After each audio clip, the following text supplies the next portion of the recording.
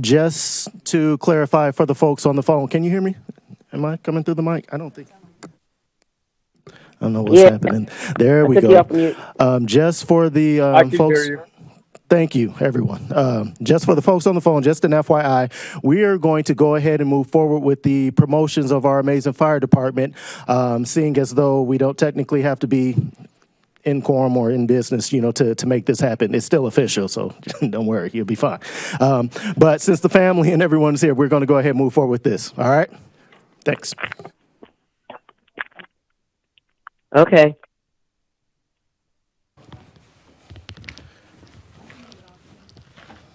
Sounds good. I'm trying to keep. Thank you.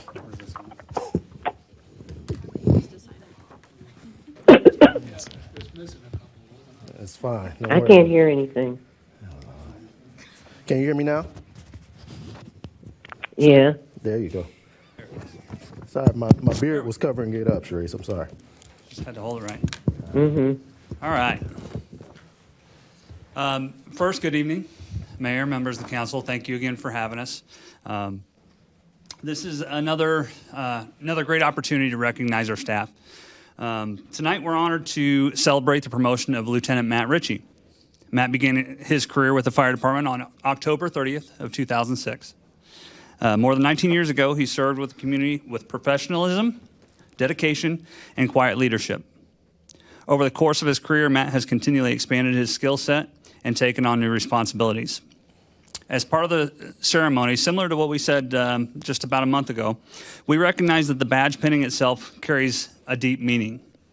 The badge Matt will receive tonight is more than just a symbol of his accomplishments. It's a testament to his commitment to leading an engine company, serving the department, and serving our citizens. It also represents a transition in his career to lead and mentor others in the department. So tonight, Matt is going to come up. He's going to be joined by the people who have shared the sacrifice, during his career and have supported him throughout his journey.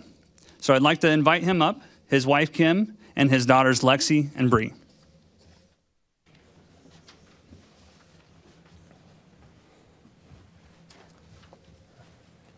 Center stage. Right. Center stage.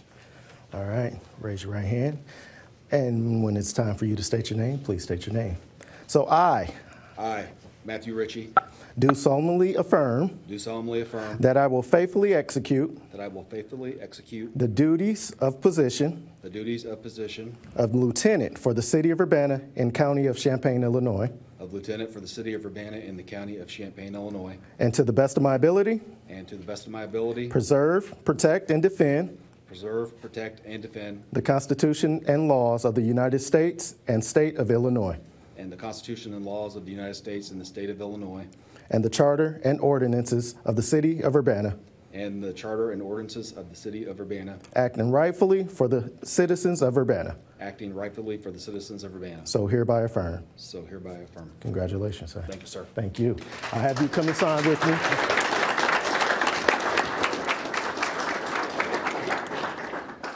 And then your family can pin you. Awesome. Hey, congrats, man. Thank you, sir. Yes, indeed. Of course.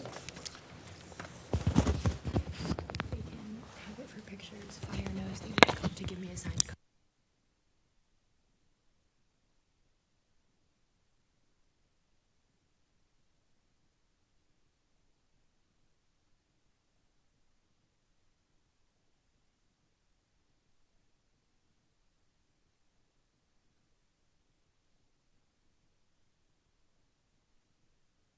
I was planning on yelling out anyway for girls to vote there. I'm worried she might.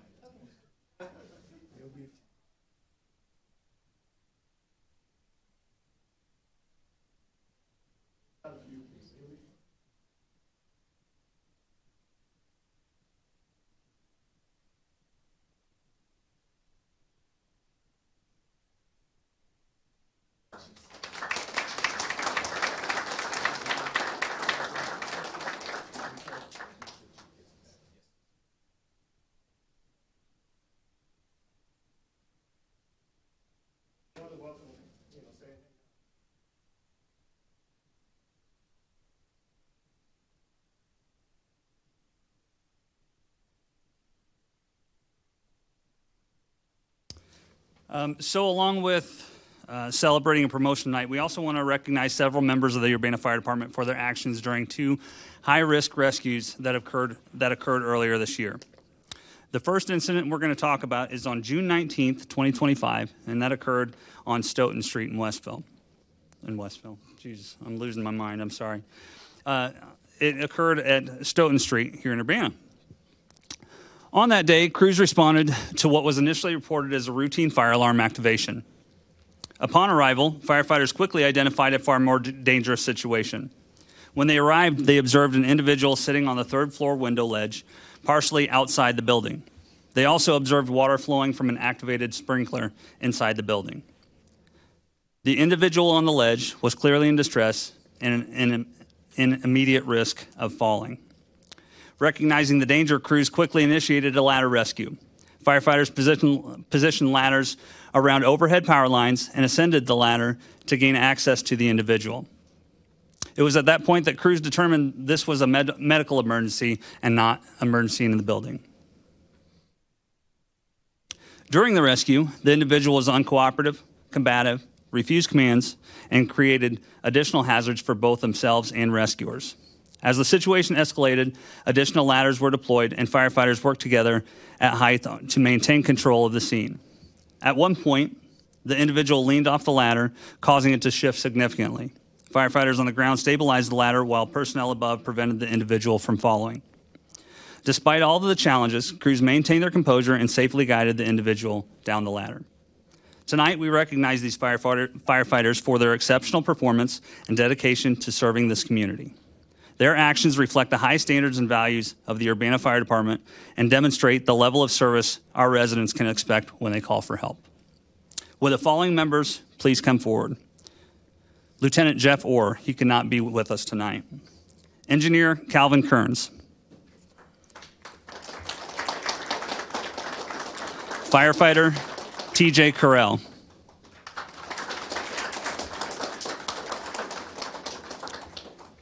Firefighter Tyler Sipe.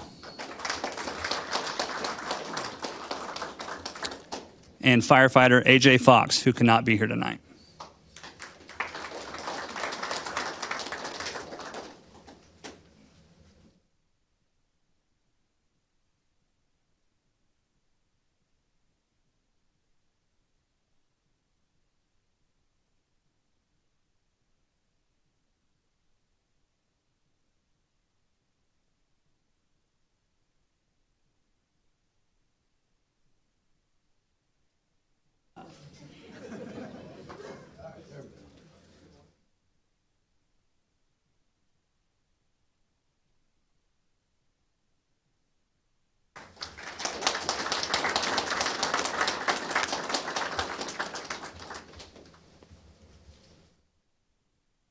The next incident we're going to talk about occurred on July 24th, just before 3 p.m.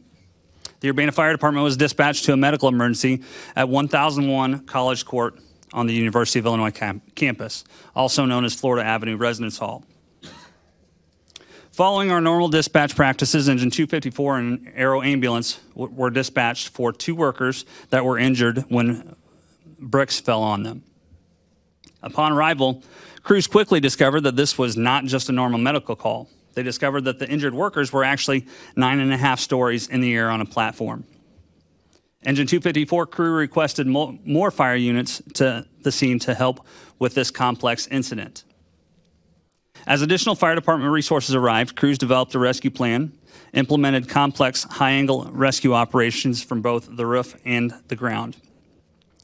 Because of the pre-planning efforts made by the fire department members, they were already familiar with the building and what anchor points were needed to conduct this rescue. Crews established rooftop rigging, accessed the victims on the suspended platform, provided patient care at height, coordinated the use of the skylift to safely remove both workers. Despite multiple challenges, the rescue was completed efficiently and without injury to any of the responders. While all members played an important role in the successful outcome of this incident, the 6 members being recognized demonstrated exceptional professionalism, technical skill, and teamwork during a high-risk, low-frequency event. Their actions directly resulted in the safe rescue and transport of both injured patients. Would the following members please come forward? Firefighter Drake Royal.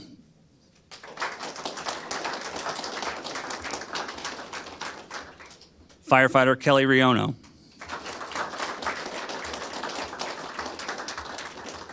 Firefighter Drake Todd.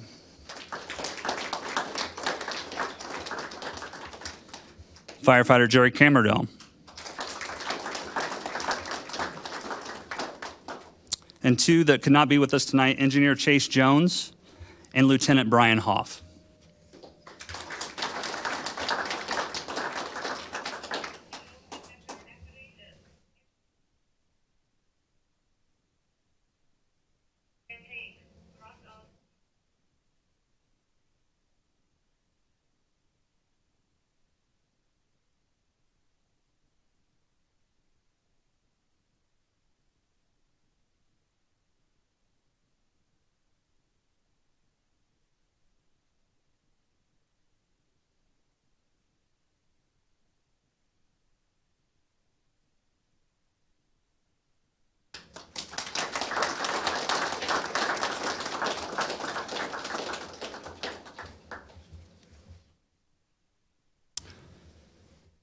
I just wanted to finish up by saying thank you to the mayor and the council. This is an incredible opportunity to be able to highlight the fire department and just talk about some of the accomplishments that they make. Even though this is something that we do on a daily basis, there are times where we go above and beyond and we see them do things that just aren't out of the normal for us. So thank you for letting us highlight these incidents, highlight their professionalism, their training, and their teamwork and the commitment to the city. Thank you very much. Have a good evening. Thank you all and congratulations. Thank you. All right. Welcome, Councilmember Quisenberry. All right. We will now proceed to the special Urbana City Council meeting for Monday, December 15, 2025. The time is now 7:25. Clerk, will you please call the roll? Councilmember Wu, Yes. Councilmember Evans, Sorry. Here. Councilmember Evans. Sorry. I heard you, Chris. Here. Yep. Councilmember Hersey, Here. Councilmember Colasetti, Here. Councilmember Bishop, Here. Councilmember Wilkin, Here. Councilmember Quisenberry, Here. Mayor Williams. Here. Thank you. Thank you. Quorum is present. All right, the next item is the approval of the minutes from previous meeting, which we did not have any, so we will move on. Are there any additions or changes to the agenda? No. Seeing none, we will move on. We already had the fire, look at that, the fire promotion. So we'll now move to public input. The floor is now open to any members of the public who'd like to speak. You would have 5 minutes. Please state your name and city for the record. Good evening, Council and Mayor. My name is Leslie Krause. I'm a resident of Champaign. Last year, I spoke in front of the City Council about my being brutally attacked in the emergency department at Presence Covenant Medical Center during a psych hold. Just to recap, in 2014, I was placed into a chokehold by security guards, dragged through the hallways, and thrown onto a hospital bed because I refused to sign my discharge papers, despite the fact the doctor had cleared me for release. This month marks the 10-year anniversary of yet another incident of abuse at that same hospital. In December 2015, a full year after the chokehold incident, I was again taken to the ER for a psych hold. Crisis workers arrived and evaluated me, asked why I was there. I explained I had posted about wanting to end my life on Facebook, but I changed my mind because a close and dear friend had reached out in private messages to comfort me. However, the crisis workers weren't having it. They said I was not being cooperative. They accused me of lying, even though I was telling them the full truth. Then they threatened to have me committed, despite the fact I expressed no intentions of self-harm. After waiting for well over an hour, I was becoming increasingly anxious about the threat of hospitalization. After all, this was the ER where I'd been strangled only a year prior. So I started repeating, I have the right to leave. I have the right to leave. I have the right to leave. To calm myself down was sitting nervously on the hospital bed. Finally, 2 nurses and a doctor arrived at the doorway and told me they were going to have to inject me to calm me down. So I explained that Illinois law doesn't permit forced medication of mentally ill patients unless they are at an imminent risk of themselves or others. The nurse then threatened, quote unquote, "You can either take this willingly or these security guards will restrain you. It's your choice." Of course, I was confused and scared, so I agreed, all the while crying because it felt like being raped as they penetrated me in the rear with a needle. After 5 minutes, I could feel myself becoming physically weaker, unable to move my body. I noticed it was hard to breathe. I started to have flashbacks to the chokehold incident, except this time instead of a neck lock, it was a chemical noose. I was helpless to do anything, just laying there, staring up at the ceiling, counting each aching breath paralyzed completely from head to toe beneath the glow of those blinding fluorescent lights. That was an experience of unimaginable terror. I ended up spending an entire week in the psych ward up on the 5th floor. I missed out on work as well as Christmas with family. Once the resident doctor returned from his holiday break, which I'm sure was very enjoyable, he asked why I was there. And if I was still contemplating self-harm, I told him that I already felt fine and I didn't even belong there. He actually agreed and said I was being discharged. So after an entire week of being locked up, it took me 10 minutes to determine I didn't even need treatment. So I suffered through yet another ordeal of criminal negligence, only this time I didn't report it. I knew better than to press charges. The Urbana Police Department wouldn't protect me from assault and battery. After all, the last officer didn't come to my defense in 2014. Instead, he yelled at me to get out of the interview room because he said I was wasting his time. To add insult to injury, OSF announced plans earlier this year to expand its behavioral health unit while maintaining its emergency department. So the two resources where this medical facility has repeatedly shown a complete lack of accountability and responsibility, not to mention patient welfare, is where they intend to restructure and expand the primary focus of the Urbana campus. According to the News Gazette, in addition to $13 million that the location has received from OSF Health System for renovations to add more behavioral health beds, it has also received about $500,000 to turn some of those emergency department medical rooms into behavioral health rooms. To date, I still have not received any reconciliation for the physical violence I suffered at the President's Covenant Medical Center. However, there's one common denominator. These incidents both occurred in the jurisdiction of Urbana and the state of Illinois. Indeed, I get the distinct impression that the city of Urbana is not about protecting and defending human rights, because if it was, there would be criminal accountability lodged against this hospital as committed flagrant human rights violations, or at the very least, there would be improved oversight and safeguards to mitigate the risk of further abuses, as I had actually already proposed by email to the City Council and Mayor last year. Mental health is supposed to be about improving the quality of life, not destroying it, especially over the Christmas holidays. But now I live with lifelong PTSD that requires ongoing weekly counseling because of so many horrific experiences at this Urbana medical facility. Thank you very much. Happy holidays. All right, are there any other members of the public who'd like to speak? All right, I think we have a couple letters. One from Ward 4 residents starts, Dear Mayor Williams and council members Wu, Evans, Hersey, Colasetti, Bishop, Wilkin, Quisberry. I'm not sure if I will be able to appear to tonight's meeting in person, so would be grateful if you could read the below public comment on my behalf if time allows. I think there may have been some email difficulties with the joint council email over the past few weeks, so please imagine that I have sent or spoken these comments times 3 or at least times 2, including the early December snow day. My name is Lila Leopold, and I am a resident of Urbana, Ward 4, and would like to direct my comment today towards the proposed land acquisition of the Peckerell farmland and the surveillance oversight ordinance. As someone who cares deeply about community health and environmental justice, when I heard that the city of Urbana is considering purchasing a portion of farmland, my ears perked up. My mind immediately turned to the potential to incentivize farming food that could directly feed members of our community or taking steps to restore farmland or encourage tree perimeters or the like. The last thing that crossed my mind would be the construction of a motel and gas station, unless it were to be made available for emergency housing or land development for low-income housing. The site in question, however, is convenient for neither.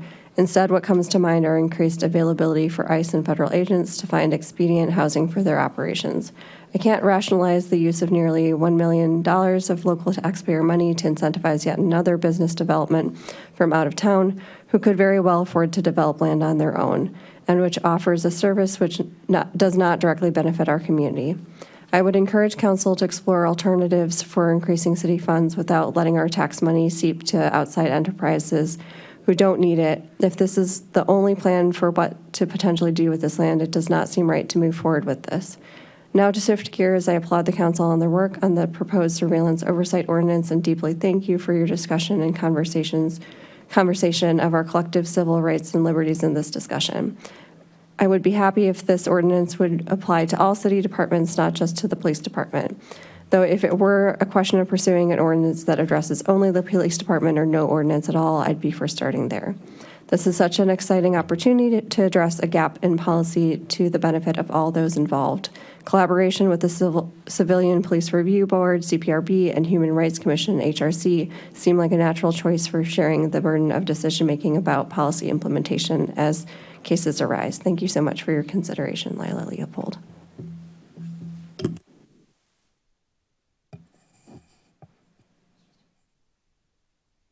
We got one more.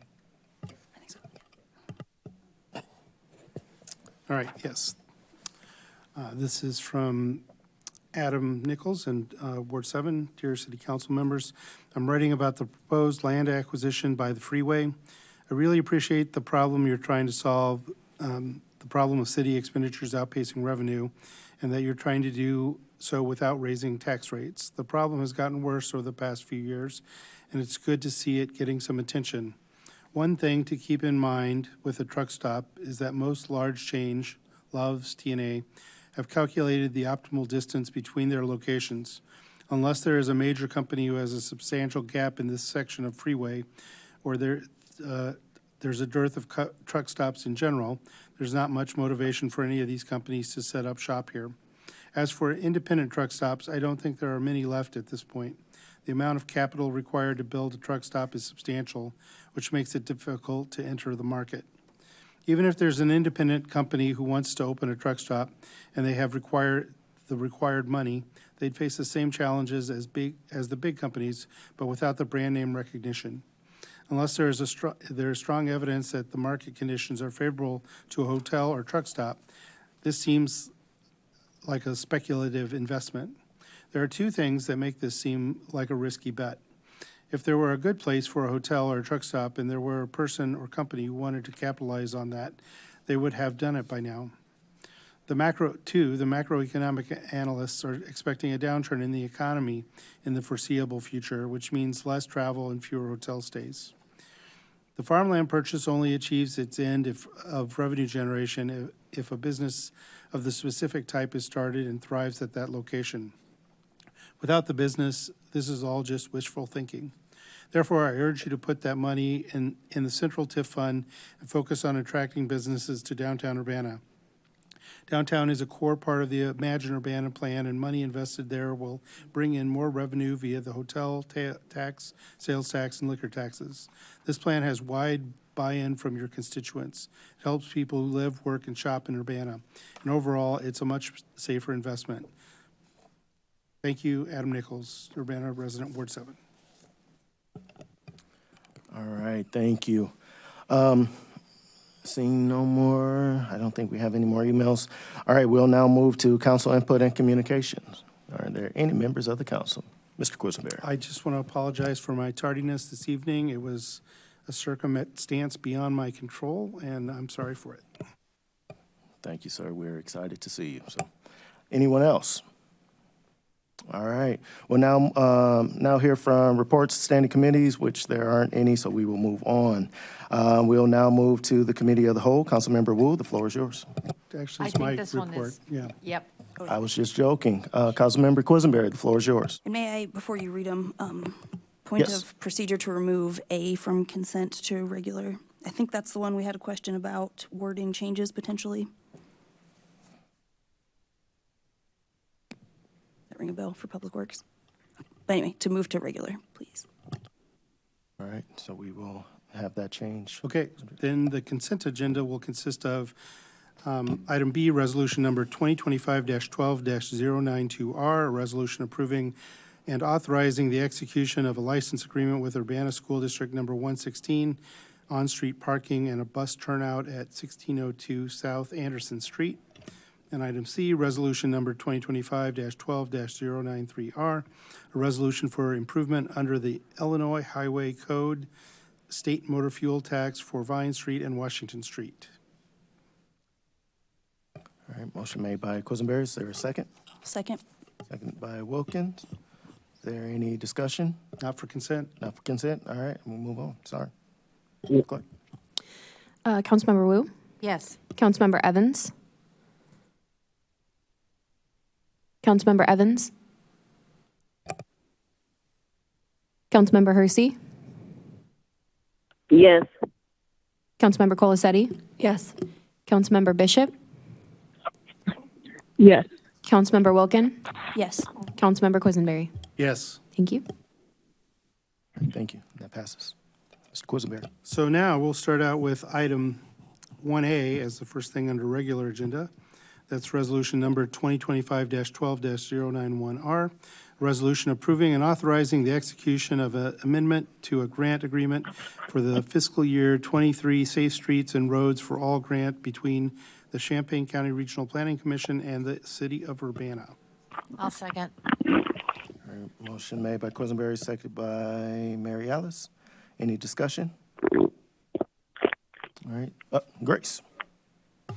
Thank you. Yeah, just wanted to pull that off to loop around from our discussion last week. And Vince, I don't believe you were here with us last week, were you? Yeah, you were. Okay, sorry. Can't keep everyone straight.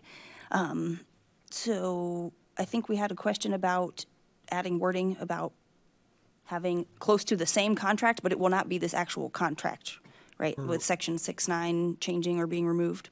Correct. So what we've, in discussion with Matt, the city attorney, What's your mic on?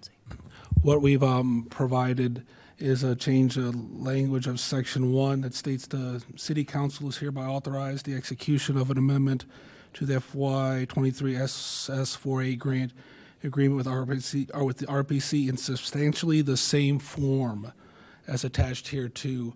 Therefore, if there's any changes that would deem review, this language guarantees that we would bring this back before this group prior to any authorization. Thank you. Excellent. Yeah, I think I just missed those 4 words in there. Awesome. Okay. Thank you. You're welcome. All right, anyone else? Anyone on the phone? All right. Clerk. No, I don't have anything to say. Councilmember Wu, Yes. Councilmember Evans, Councilmember Evans, Councilmember Hersey, Yes. Councilmember Colasetti, Yes. Councilmember Bishop, Yes. Councilmember Wilkin, Yes. Councilmember Quisenberry. Yes. Thank you. All right, thank you. It passes.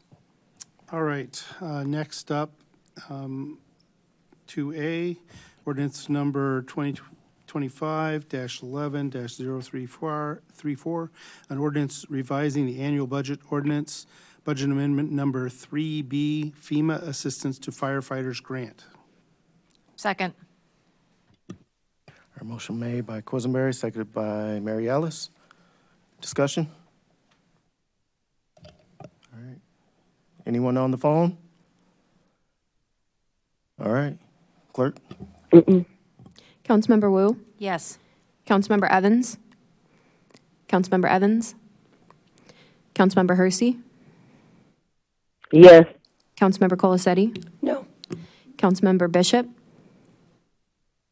Yes. Councilmember Wilkin, No.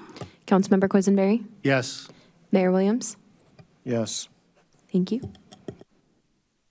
That passes and moves on. Go.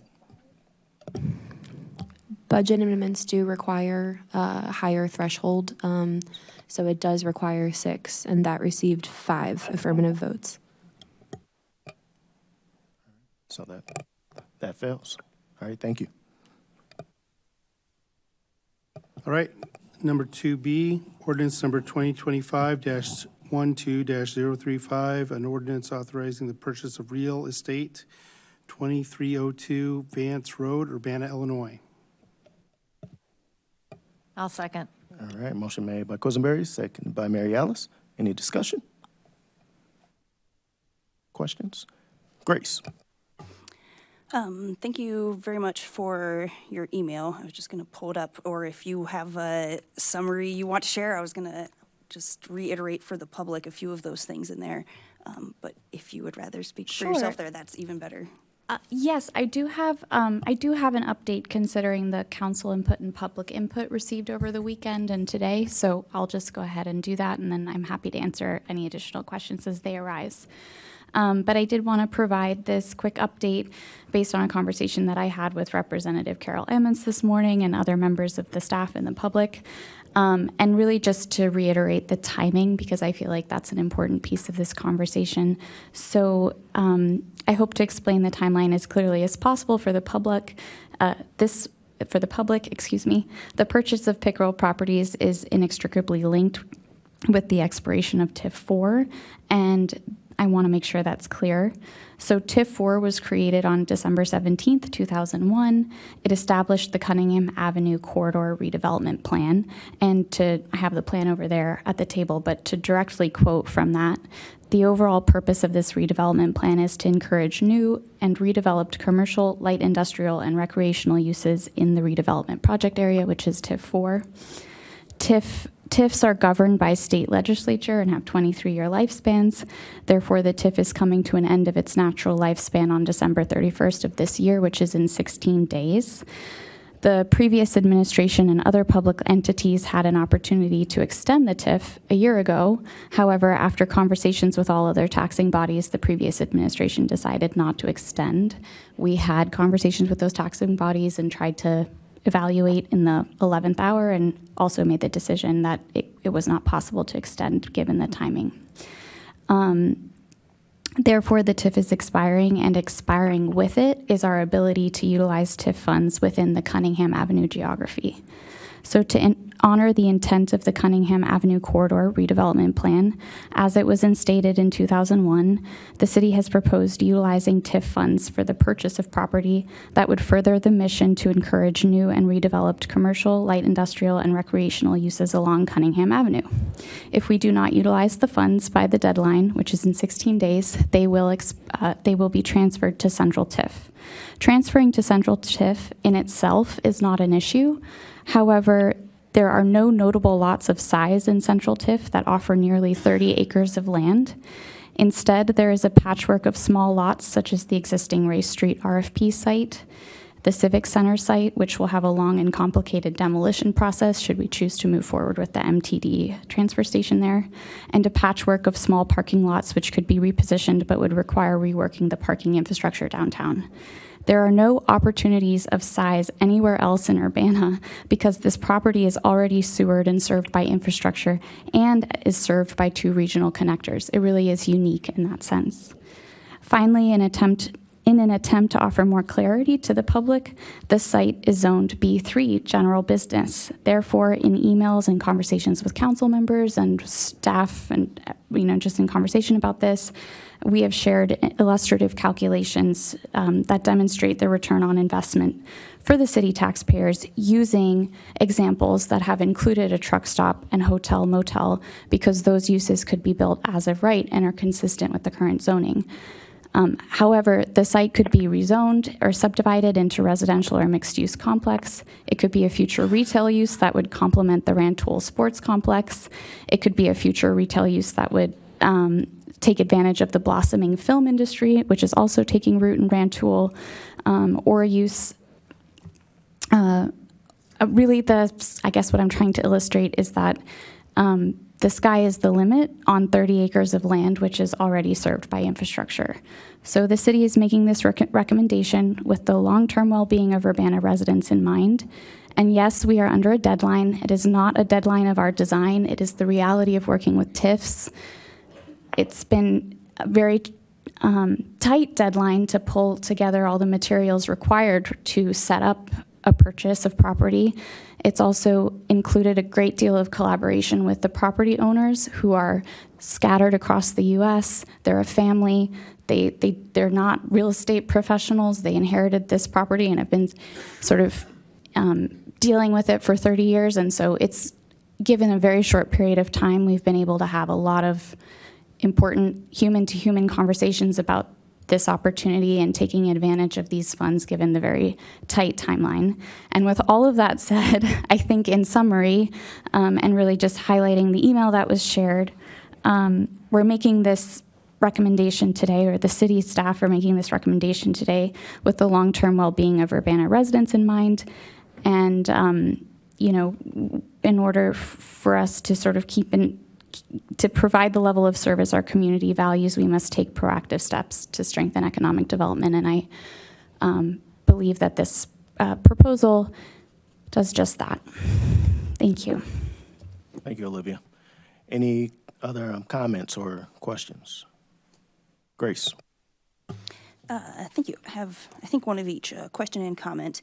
Could you remind us, I'm sorry if I've asked or it's not known yet, the funds that we expect to be remaining in TIF 4 if this property acquisition goes that would be left to move to central TIF? So the only funds remaining in TIF 4 would be the $915,000 to purchase and the $10,000 to cover the lease agreement with the farmer who would maintain the property. And then all other funds, which I think was a little over $7 million, were transferred to central TIF. Yeah, that was my question. I thought in the memo it said something that was the starting balance for central TIF was $7 million. Sorry, but that the point being that we still do have millions from TIF 4 that are transported to central TIF that I believe we've already done the mechanisms for all that. Is that right? Okay, head That's nods. right. Yeah, okay. Yep. Okay, thank you. Just wanted to clarify that point. And then comment being that I'm definitely down for exploring options. I appreciate the discussions that have happened and some of the public input, and that there will be the opportunity for an RFP, and I think it would be really great to explore creative options and see what the community might be interested in as far as services or opportunities there, and what local kinds of initiatives might be interested in that property and what could be used. And again, I think that, I look forward to a lot more analysis of kind of summarizing those reports, some estimates, some traffic studies, all the things that go with what developing this property would look like. So I'm open for those conversations, definitely not set on gas station or hotel. I'm not yet convinced that that's the best use in this location, but I don't feel like I have as much thorough information to go off of. So I'm looking forward to more information and exploring what we can do with it. And then again, using those funds in central TIF that might be more appropriate location for incentives for affordable housing or other kinds of services. So I'm in support of this land acquisition for now and cautiously moving forward and looking forward to further conversations about what we actually do to develop it. So I appreciate the effort here, and I'll go out and be in support of seeing what happens next. Thank you, Grace. My hand is up, Chair. I see your hand, Chris. Go for it. I see your hand. Go for it. Thank you. Is this discussion or questions? Both. Okay. Thank you. There is no way a mom and pop licensee making $30,000 a year can afford the new construction costs it would take to build an 80-room hotel motel or a truck stop with showers, a gift shop, a Subway sandwich shop, and a convenience store attached to gas tanks underground and a sleeping parking lot for overnight truckers. Those are multi-million-dollar construction projects, and whether done by a national corporation or whatever kind of business I want to call it, my clever language semantic games aside, The bottom line is it's a welfare handout for somebody wealthy enough to do major construction and who could also afford to buy that farmland themselves. Urbana taxpayers should not be forced to take on what should be the wealthy developer's responsibility. I would not want to bamboozle the poor folks on the MTD bus with the idea that what tax revenue might be generated by any business built on that farmland is somehow going to afford their housing or utilities. I can't fool the poor, for they know they won't see a dime of that tax revenue. Same as it is that to this day, since it was first asked on October 30th, 2023, for over 2 years, not one dime of the budgeted money has been spent for relocation funds for domestic violence victims to escape from their abusers, despite all the public hoo-ha concern I claim to have about helping domestic violence victims. Instead, I'm considering cutting a check for $915,000 in the hope that a rich out-of-town corporation can gorge on more of the residents' tax money to develop at a location nobody is even thinking about. Nothing but farming has ever happened on that property for 30 years because nobody is interested in that property and never has there been an urgency to be out there. Constituents have never said the first thing we need to do is build a gas station or another hotel north of the highway. The minimum wage jobs generated by working at the imaginary gas station or hotel doesn't qualify anyone to rent a 2-bedroom apartment in Urbana. I had said previously I was prioritizing the interests of local Urbana people.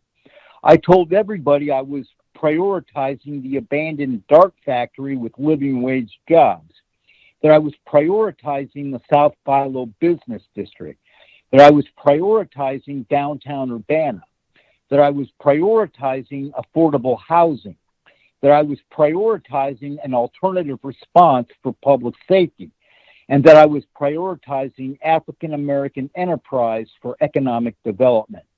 Instead, I'm gambling close to $1 million of the public's money on a half-baked idea that has been around for several years with no forward movement.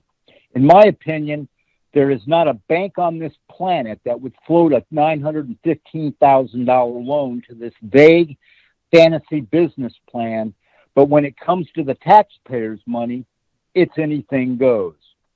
If I want to use that $915,000 of tax money for economic development for that specific tract of land that is supposed to be a priority now, which I doubt it is, why not come up with a real plan first with a real commitment from a developer before buying it? There's other money besides what's in TIF 4 that could be used to buy that land, and therefore there is plenty of time to make a more considered decision.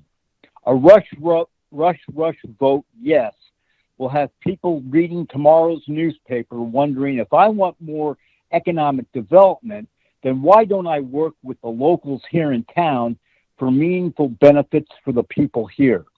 That $915,000 of tax dollars now becomes another opportunity lost, and the taxpayers will have been ripped off. Thanks for letting me speak. Thank you, Chris. Is there, Jaya? Yeah, I appreciate seeing this move forward. I'm going to share a different perspective. Maybe this comes from the MBA training. But I will also say, like I shared when this item came forward before, I think it's really important that we don't discount the incredible amount of work and expertise that has gone into this recommendation.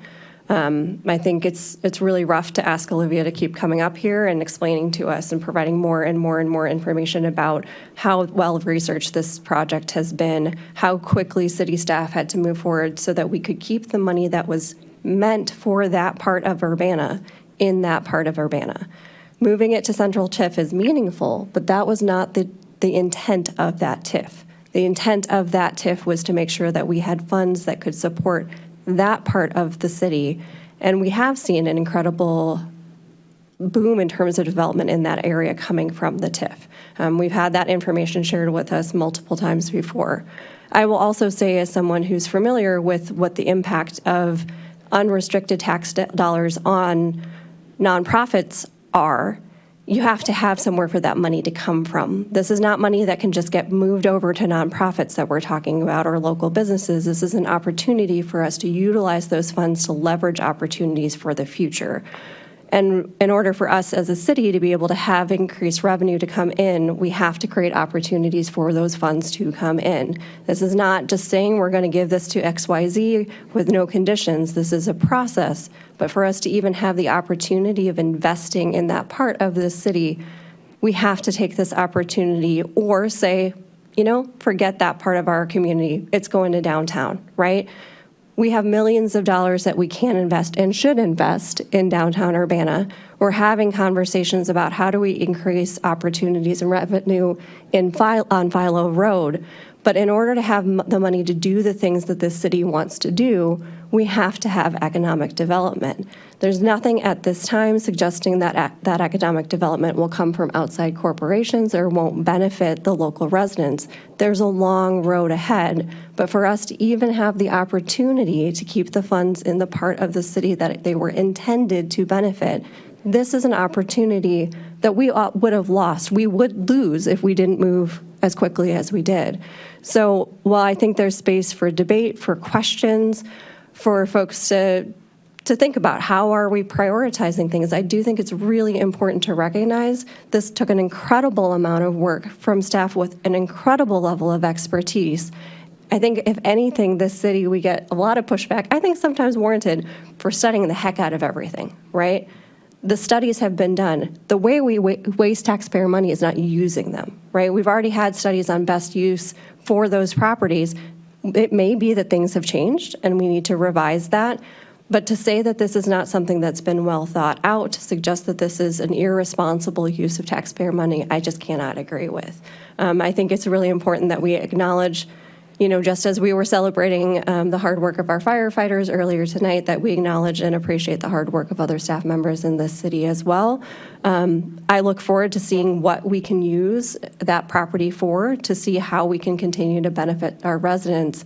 But I think it is important that we don't have false equivalencies of this idea that this money could just go to something else that we care about, because it's not that simple. And in order to have the money to do the things that we want to do and that we care about, we have to continue to look at how do we bring in more revenue, or that's just going to continue to land on the residents of this city. So I just want to say again that I really appreciate the hard work that has gone into making sure that we keep these funds in TIF 4 as we look at closing out this TIF.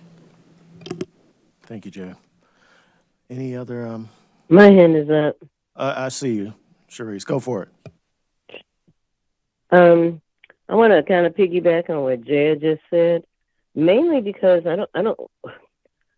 guess I keep trying to find in the papers where anything about a truck stop is.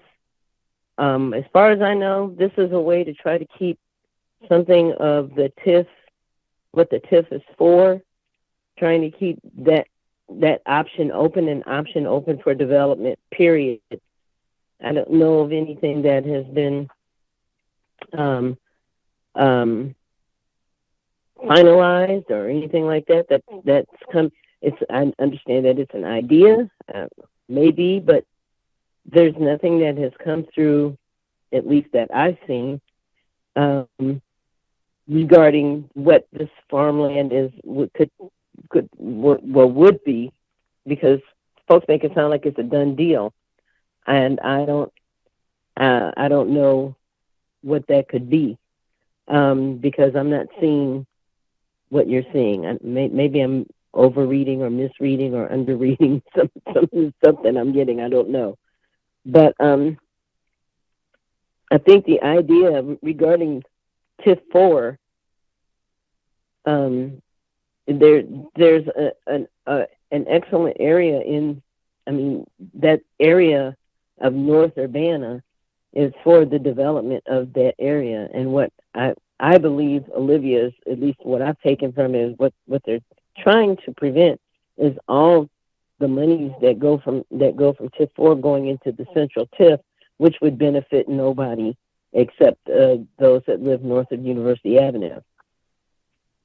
So, correct me if I'm wrong, but that TIF money would be, if in fact we're just purchasing a parcel of land to try to keep something like that in place, so that if there would be something to be able to develop there, I don't have a problem with that. And Olivia, if you could, if, like I said, correct me if I'm mistaken, I'd appreciate understanding why we keep hearing that there's going to be a truck stop, or is that just dog whistling? Thank you, Council Member. The truck stop and hotel were used as of right examples for tax revenue generation for your future use. And I appreciate your comment about preserving the intent of the TIF and making sure that funds are, that were generated for the use in the TIF are staying in the TIF. That is correct. Okay. I was hoping that I wasn't, it's like, am I missing something? I think as a representative body, we have to be careful about how we present that. We present certain information. Some information is just opinion and is not fact. And I don't, if that's an example, fine, that's an example. But please don't present it as if it's something that is a done deal, because that's a fearful thing to do, and it does not help anyone. Thank you, That's all I Sharice. gotta My say. hand is up. My Yes, hand Chris. is up. In fact, it was in the memo over the weekend. The examples for tax revenues was based on truck stops and hotels and motels. So it was a fact. It is, you're right, it is all speculative at this point, but then it's speculative. Right, but they are using tax revenue estimates based on truck stops and hotels and motels. All right. Thank you, Chris. All right. Thank you, Sharice. Thank you, Chris. All right. If there's no further discussion, clerk, will you please call the roll?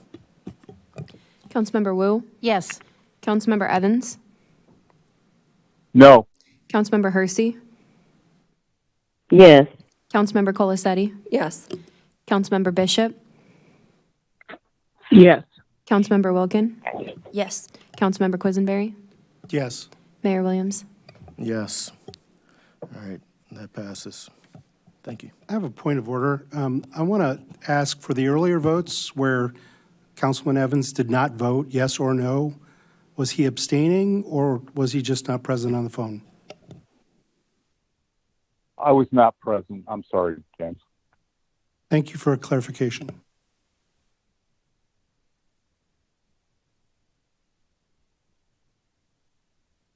Sorry, we're moving on to the next item on the agenda,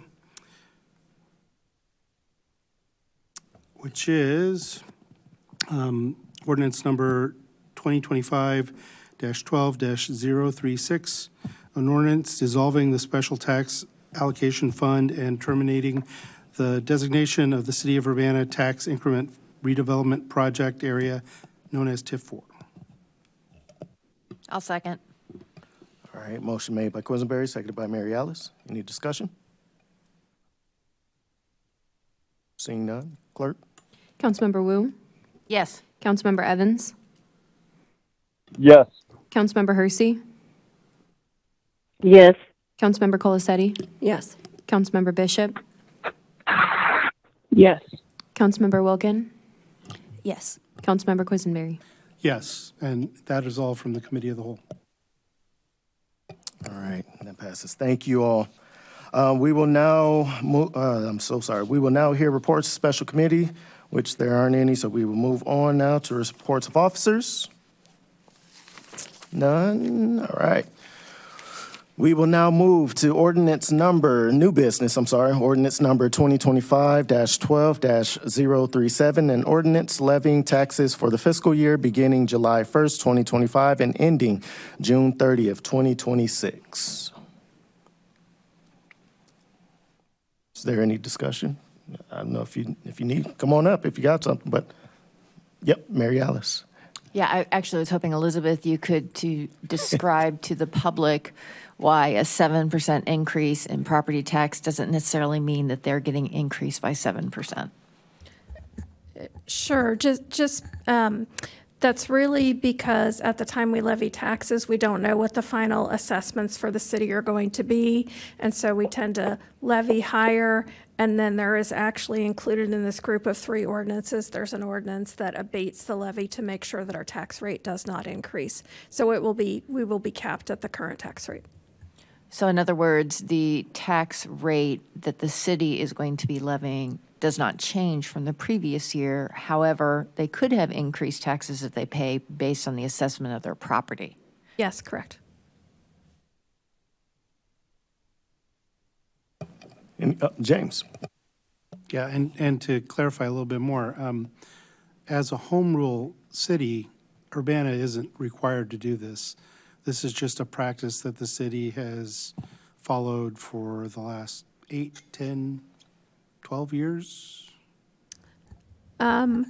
Correct. As a home rule city, we do not, tax caps do not apply here, but we have done this by policy, maintained a stable tax rate, and I think 8, 9 years now. And so the only growth we have from this portion of our revenue is based on the increased value of homes in the over time. Correct. Increased property values. Okay. Thank you. Thank you. I feel like I've probably asked this lots of times, but I don't know if we can go through the abatement process like we're explaining it in 8th grade reading level for most average people, I suppose. Because I understand the part about requesting the county clerk to abate the levy, right? Meaning that if they've collected a bunch of property tax money and it comes out to an amount that is more than 1.344% for the city, they reduce that amount. Is that the right on the first abatement with the county clerk? So kind of, except abatement doesn't happen after the taxes are collected. It happens before the levy is extended. So they do all the math prior to the levy extension, prior to homeowners getting their tax bills, so that it doesn't even get collected if it exceeds that cap that we've voluntarily placed with that abatement ordinance. Okay, and that's based on the updated assessed value they're basing that on? Or no? Correct. When they finalize the assessments, there's a calculation that they go through to determine what the levy extension will look like, so the amount that is actually levied. And in that process, it almost certainly that will result in a rate that's higher than our desired tax rate. And then they will go back and I'll coordinate with them as needed to make sure that those calculations get revised so that the tax rate comes down to where it needs to be. And so we would see that as a reduction in the total of the 12 million sum that we're estimating. Correct. Maybe lower based on the rate. Yeah, it'll be something less than that 12 million number. Okay. Correct. Thank you. I think I finally understand that one better. And then I was trying to understand the levies and abatements for debt services. So I'm clear so far that the 1.25 million is for fire stations in debt. Is that on a yearly basis? Yes. Okay. And the 825,000 for Hotel Royer. And I'm not understanding the levy and money moving around being paid from revenue, but not from there. Could you help with that? Sure. So when we issued those bonds, both for the fire stations and the Hotel Royer, we issued general obligation bonds. So you tend to get a better interest rate on general obligations because they're backed by the city's ability to levy taxes, right? So it's a very secure, safe investment. And so because they're general obligation bonds, when the council approved the ordinances for the bonds, included in those, I don't know, it seems like 50 pages of legal documents, no offense to our city attorney, there was in there is a page that says, that directs the county clerk for specific tax years to levy the amounts to pay the debt service. So what we're essentially saying here is, yes, we know we told you, county clerk, to levy those amounts for debt service, but we have other money to pay the debt service. So now we're telling you, don't levy for debt service. And we will do that every year for as long as those bonds exist, because our plan is to never use property tax revenue to pay the debt service. Okay, but we're still collecting property taxes, for example, from Hotel Royer, right? Like, they're not exempt from it. We're just saying we're not using the property taxes directly for those debts. Is that right? Correct. The Hotel Royer is still going to pay property taxes. Yes. And do those numbers impact, or are they included somewhere in that 12 million total tax levy?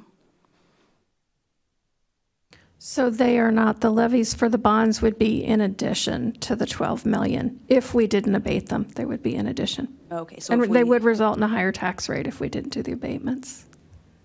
So if we didn't, yes, do these abatements here for the bonds and say, don't collect tax money for it, the county clerk would specifically collect an extra, what does that come out to? Just over 2 million, 2.1 million? Right. Okay. And so we're saying don't do that because we're paying for them from, we say revenue generated by them, but because we've actually already taken out the bond to pay those, and we're paying ourselves back on paying the bond back on revenue, right? You lost me a little bit there. Well, I guess that's paying the debt service. So paying the debt service being the bonds we already took out, paid by revenue.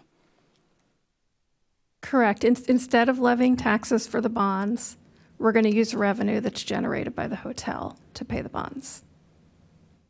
Okay, including their property taxes. Well, I guess they're in TIF, so. Correct, including their property tax increment that will go in the TIF.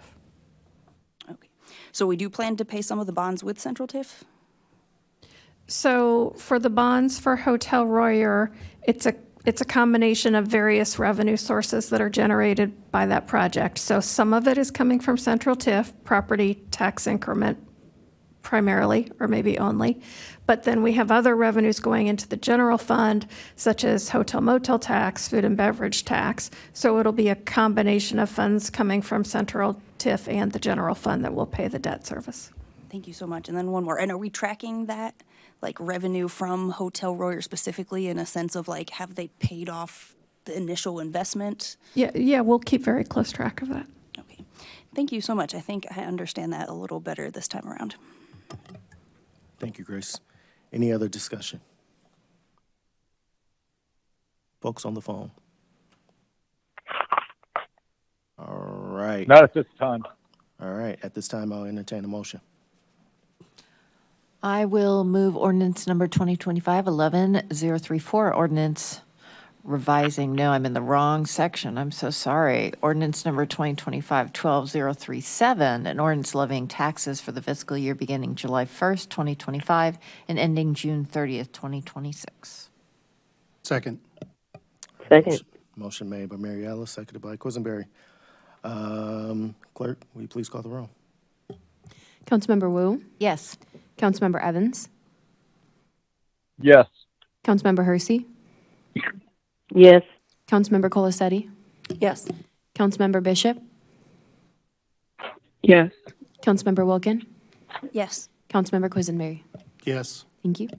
Thank you, and that passes. All right, next is ordinance number 2025-12-038, an ordinance directing the Champaign County Clerk to abate the tax levy for the general corporate fund for the tax year beginning July 1st, 2025 and ending June 30th, 2026. Are there any? I will move approval.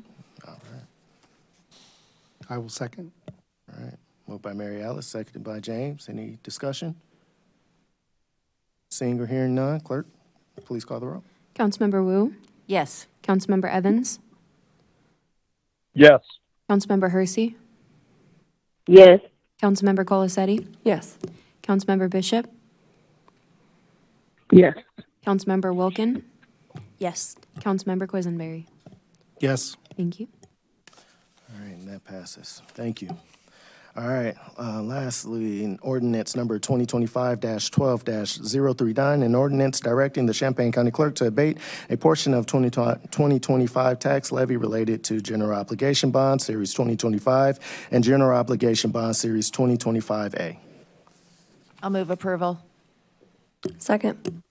A Motion second. Made by Mary Alice, seconded by Sharice. I'll give it to Sharice this time. All right, any discussion? All right, seeing or hearing none, clerk, will you please call the roll? Councilmember Wu, Yes. Councilmember Evans, Yes. Councilmember Hersey, Yes. Councilmember Colasetti, Yes. Councilmember Bishop, Yes. Councilmember Wilkin, Yes. Councilmember Quisenberry. Yes. Thank you. And that motion passes. All right, there's no further business before this body, so the city council meeting is adjourned. We will now move to committee of the whole, chaired by Jaya. Jay, can I ask for a 5-minute recess? 5-minute recess, and then we'll go into Jaya's committee of the whole. Thank you all.